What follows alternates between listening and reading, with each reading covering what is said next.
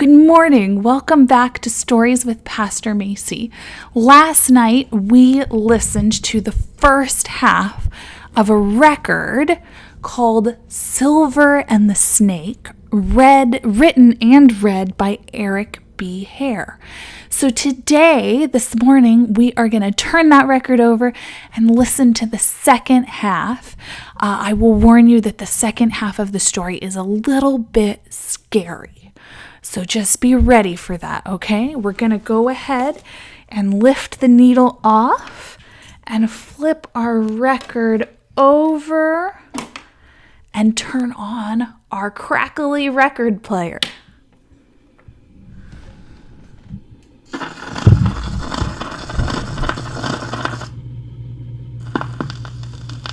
Then out came the cloth, and quickly he covered up the hole and called, "Come on, Silver! I've got it! I've got it!" Silver and her sisters came running up.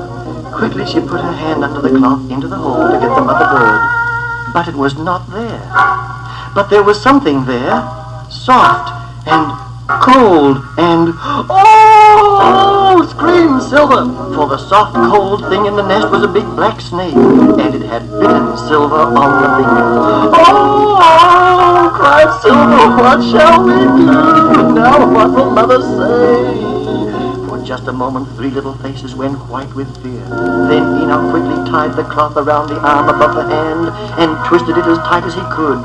Silver squeezed her finger above the bite as hard as she could, and Sweet and Little caught hold of her dress and led her back home, through the fence and past the school and up the bamboo ladder.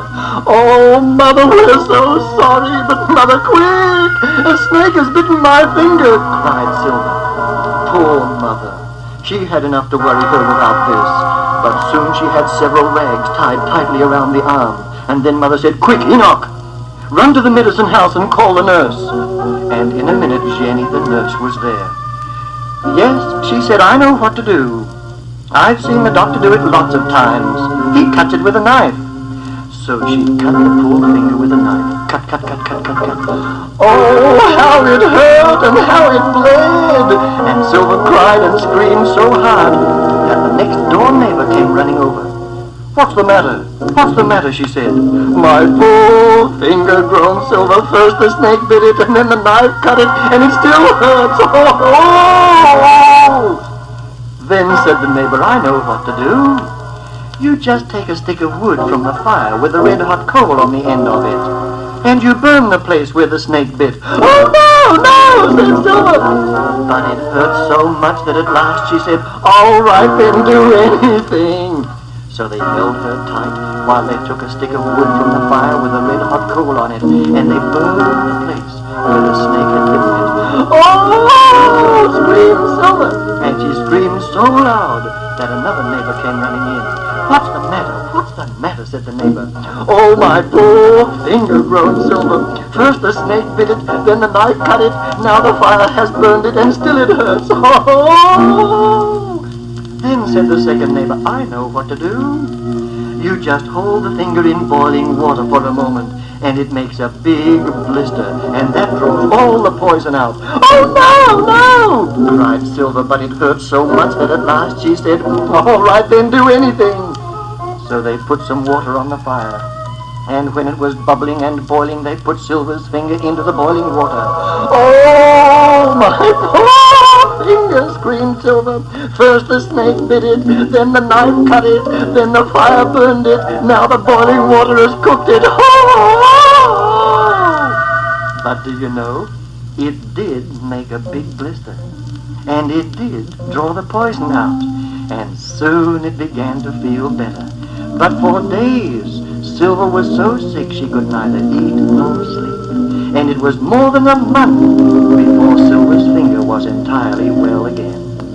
Silver will carry a terrible scar on that finger as long as she lives. And I know 4 little folks in Burma who won't disobey Mother anymore for a long, long time. And their names are Enoch, Sweet, Little, and Silver.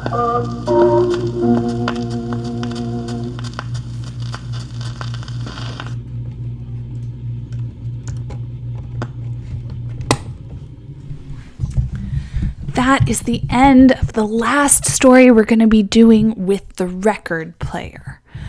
I am so glad that Jesus made our bodies so that they can heal and recover from things.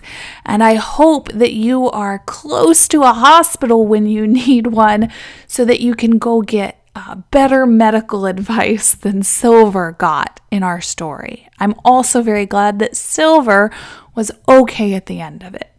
It's important to listen to parents and most of all to listen to what God tells us and avoid pain in our lives, because our parents and God most of all wants us to be well and do well in life, and His instructions help us to do that. I hope you have a wonderful day, and I'll see you again soon.